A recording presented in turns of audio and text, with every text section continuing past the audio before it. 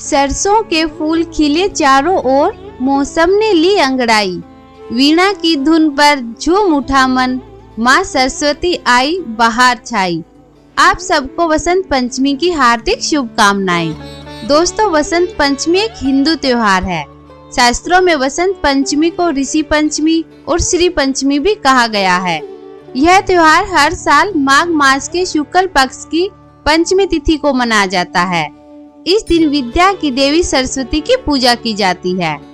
इस त्योहार पर पीले रंग का खास महत्व होता है, क्योंकि माना जाता है कि पीला रंग माता सरस्वती को बहुत प्यारा होता है। इसलिए इस दिन पीले रंग के कपड़े ही पहनने चाहिए। आप सब जानते ही हैं कि हमारे भारत देश में मौसम को 6 ऋतुओं में बांटा गया है।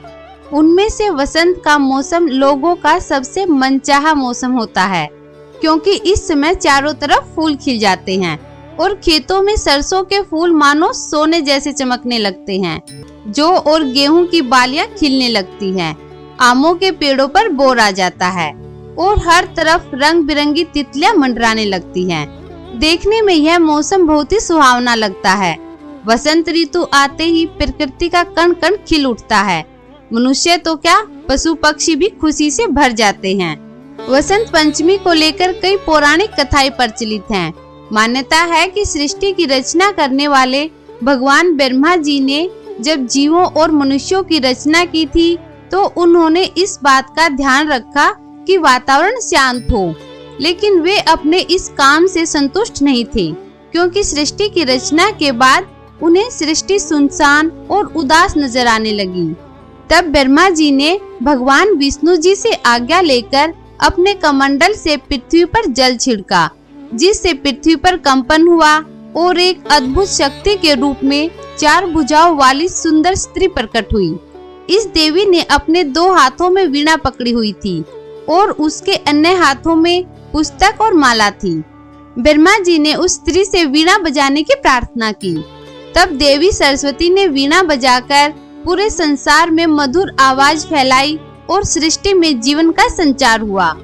तभी से देवी सरस्वती को ज्ञान, संगीत और कला की देवी माना जाता है। देवी सरस्वती ने वाणी के साथ साथ जीवों को विद्या और बुद्धि भी प्रदान की।